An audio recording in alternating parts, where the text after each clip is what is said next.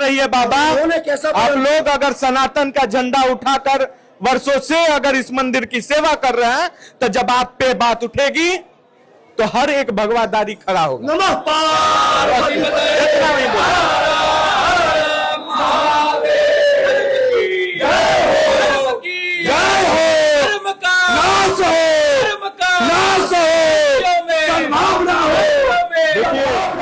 आज सवाल सिर्फ देवघर का नहीं है, सवाल सिर्फ बाबा बैद्यनाथ धाम का नहीं है, सवाल सिर्फ कुछ पंडा पुजारी और महंतों का भी नहीं है दोस्तों। सवाल है कि क्या सनातन की आस्था पर चोट की जा रही है? क्या भगवान भोलेनाथ के दरबार में आने वाले करोड़ों श्रद्धालुओं की जेब पर डाका डाला जा रहा है? क्या वीआईपी दर्शन के नाम पर श्रद्धालुओं के साथ व्यापार बनाया जा रहा है? और सबसे बड़ा सवाल, अगर कोई पंडा, कोई महंत, कोई पुजारी इन कथित गड़बड़ियों के खिलाफ आवाज उठाता है तो उसे डराया क्यों जाता है, उसे धमकाया क्यों जाता है, उसके खिलाफ कार्रवाई की बातें क्यों होने लगती है? आज देवघर से उठ रहे इन सवालों का जवाब झारखंड सरकार को देना होगा, हेमंत सोरेन सरकार को देना होगा और पुलिस प्रशासन को भी देना होगा। कि मैं इसलिए बोल रहा हूं क्योंकि झारखंड में हेमंत सोरेन की सरकार है और हेमंत सोरेन को यह कोई नहीं हक देता कि वो बाबा बैजनाथ धाम में श्रद्धालुओं के आस्था के साथ खिलवाड़ करे। उनकी प्रशासन श्रद्धालुओं को लूटे, उनकी प्रशासन आस्था को 500 रुपए में बेचने का काम कर रही है। यह कोई हक नहीं दे रहा है हेमंत सरकार को। और जो भी पुलिस प्रशासन ऐसा करते हुए पाई जाती है या उनके ऊपर इस तरह का दोष लगाया जाता है, उन पर तुरंत कार्रवाई करनी चाहिए, क्योंकि यह मामला सिर्फ पैसों का नहीं है, यह मामला करोड़ों शिव भक्तों की आस्था का है। दोस्तों, कहा जा रहा है कि वीआईपी दर्शन के नाम पर श्रद्धालुओं से पैसे लिए जा रहे हैं, और यह मैंने भी देखा है कि वीआईपी दर्शन के नाम पर श्रद्धालुओं से पैसे लिए जाते हैं देवघर में। आरोप यह भी है कि उस पैसे का उपयोग और उसके प्रबंधन को लेकर सवाल उठ रहे हैं। यह पैसा कोई वीआईपी पास का नहीं लिया जा रहा है, यह पुलिस वाले लेते हैं पैसा और साइड से उन श्रद्धालुओं को पैसा लेकर कहते हैं कि जल्दी से शीघ्र दर्शन कर लीजिए। ना यह पैसा मंदिर प्रबंधन में जाता है और ना ही ये पैसा सरकार तक जाता है, ये उन पुलिस वालों के जेब में जाता है। इस तरह से ये आस्था से खिलवाड़ कर रहे हैं। अगर ये आरोप गलत है, मैं जो बोल रहा हूं, तो सरकार जांच करवाए, हर 1 घंटे में सबूत मिल जाएगा, खोजने की जरूरत नहीं है। लेकिन अगर इनमें सच्चाई है तो फिर ये सिर्फ भ्रष्टाचार नहीं है। मैं हेमंत सरकार को बोल रहा हूं कि इसे सिर्फ भ्रष्टाचार नहीं समझे, यह आस्था के साथ खिलवाड़ है। और मैं पूछता हूं, किस अधिकार से कोई भी व्यक्ति भोलेनाथ के दरबार को कमाई का अड्डा बना रहा है? कौन अधिकार दिया इन पुलिस वालों को जो वहां पे जाकर रिश्वतखोरी कर रहे हैं? किस अधिकार से भक्तों को लाइन में खड़ा रखकर वीआईपी संस्कृति चलाई जा रही है मंदिर में? और किस अधिकार से उन लोगों को दबाने की कोशिश हो रही है जो इन सवालों को उठा रहे हैं? मेरा सवाल है, पहला सवाल, क्या देवघर में वीआईपी दर्शन व्यवस्था पूरी तरह से पारदर्शी है? जवाब दे कोई। पारदर्शी है? जवाब दे सकता है कोई? कोई नहीं दे पाएगा, क्योंकि मैं जब मंदिर में जाकर और इस व्यवस्था के खिलाफ जब आवाज उठाया था, तो भैया जज जो मंदिर में मजिस्ट्रेट थे, फोन पे जब बात हो रही थी तो वो बोले कि उनको तो पता ही नहीं है मंदिर में क्या चल रहा है। डीके बसु गाइडलाइंस के मुताबिक आप लोग तो जानते ही हैं कि डीके बसु गाइडलाइंस होता है कि कहीं ना कहीं प्रशासन कौन है और कौन सही प्रशासन है, वो सच में प्रशासन है या नहीं, कि सर सिर्फ पोशाक पहन लिया, इसके लिए नेम प्लेट लाया गया था।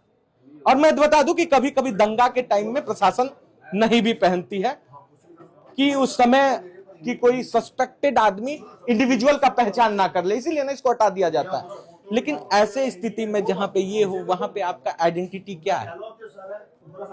देखिए, बुरा मत मानिएगा, तो भी जो गाइडलाइन मेरा काम है सवाल पूछना। आप प्रशासन के एक स्तंभ हैं, आप काम कर रहे हैं, मैं सैल्यूट कर रहा हूं, लेकिन जब आप ही के कारण ये सवाल उठ जाएगा कि प्रशासन 500 रुपए ले रही है, डायरेक्ट घुसा रही है, तो कहीं ना कहीं सही या गलत है, मैं नहीं बोल रहा हूं सर, सही या गलत नहीं बोल रहा हूं, मैं बोल रहा हूं कि जब प्रशासन पे सवाल उठेगा, जब हेलो, हाँ, गुड आफ्टरनून सर। हाँ, गुड आफ्टरनून। अच्छा, ये मैं बोल रहा हूं कि मंदिर परिसर में एक धरना हो रहा है, क्या आपको पता है इस बारे में? नहीं, हमको तो नहीं पता है। अच्छा, यहाँ पे पंडा जी लोग धरना कर रहे हैं, कारण ये है कि पुलिस प्रशासन के द्वारा इनका, कौन बोल रहे हैं? मैं बोल रहा हूँ खबर फर्स्ट न्यूज चैनल का एडिटर इन चीफ आशुतोष। ठीक है। ठीक, मेरा ये परिचय हुआ सर, मैं चैनल का परिचय हुआ, खबर फर्स्ट मेरा नाम है, चैनल का नाम है। यहाँ आने के बाद मुझे पता चला कि पंडा जी लोग के द्वारा धरना किया जा रहा है, जिसमें इन लोगों का कहना है कि 500 रुपया। एक मिनट सर, मैं क्वेश्चन, बात सुन लीजिए। हाँ, इस संबंध में, धरना के संबंध में या किसी तरह का कोई जो बात निकल के सामने आ रहा है, उसके संबंध में अनुमंडल पदाधिकारी जो मंदिर प्रभारी हैं, हाँ, ठीक है, या जो सहायक प्रभारी हैं, आप उनसे बात कर रहे हैं तो ज्यादा बेहतर है। हम लोग मजिस्ट्रेट हैं, है ना। अच्छा सर, मजिस्ट्रेट सर, एक बात और था कि मैं जैसे आया हूँ डीके बसु गाइडलाइंस के बारे में, आप तो मजिस्ट्रेट है सर, लेकिन ये जितने भी मुझे अभी पुलिस अधिकारी दिख रहे हैं, इनका ना कोई नेम प्लेट है ना कुछ है, इससे पता कैसे चलेगा किसी आम आदमी को कि ये ओरिजिनल में पुलिस है? नहीं, ये आप एसपी साहब से बात कर सकते हैं। तो सर आपका मतलब, आप तो मजिस्ट्रेट सर है सर आप ही सर्वासरी है इस मंदिर का? नहीं, सर्वे सर्वा आपको ऐसा लगता है? सर्वे सर्वा एक मजिस्ट्रेट सर सब कुछ होता है? नहीं, आपको ऐसा लगता है, इस पर हम क्या टिप्पणी कर सकते हैं? अच्छा, चलिए, आपका यही बात बहुत कुछ बता दिया इशारों में। लेकिन इन लोगों का देखिए, क्योंकि सर सनातन धर्म की बात है, ये सिर्फ मंदिर एक आम मंदिर नहीं है, तो इस पे कार्रवाई किया जाए। चलिए ठीक है, इशारा आपका क्या नाम है? मेरा नाम होगा संजय कुमार सिंह। संजय कुमार सिंह, एसआई है, सब इंस्पेक्टर। आपका सर? नीलेश कुमार सिंह। नीलेश जी, देखिए नीलेश जी, आपको भी पता है कि क्या हो रहा है, सनातन धर्म को बदनाम होने से बचा लीजिए आप लोग। मैं एक ही बात बोलूंगा, बाबा का मंदिर नहीं है, मैं नहीं चाहता हूं कि ये न्यूज दिखाऊं, एक पत्रकार के नाते मुझे ये न्यूज दिखाना चाहिए, लेकिन एक सनातनी के नाते मैं नहीं चाहता हूं कि टीआरपी आए। अगर मेरे पंडित जी लोग और आप लोग एक साथ मिलकर इनकी प्रॉब्लम को इस रूम में अभी सुलटा लीजिए, सब चीज सही हो जाएगा। नहीं तो, और उनके पुलिस और जो मंदिर के अंदर जो पुलिस थी, वो तो उनको भी कुछ पता नहीं, मतलब आनहर गुरु बहिर चेला मांगे गुरु दिखाए ढेला वाला स्थिति है। सवाल नंबर दूसरा, जो पैसा लिया जाता है उसका पूरा हिसाब सार्वजनिक क्यों नहीं किया जाता? तीसरा सवाल, अगर किसी पुजारी, पंडा या महंत को शिकायत है तो उसकी सुनवाई क्यों नहीं हो रही है?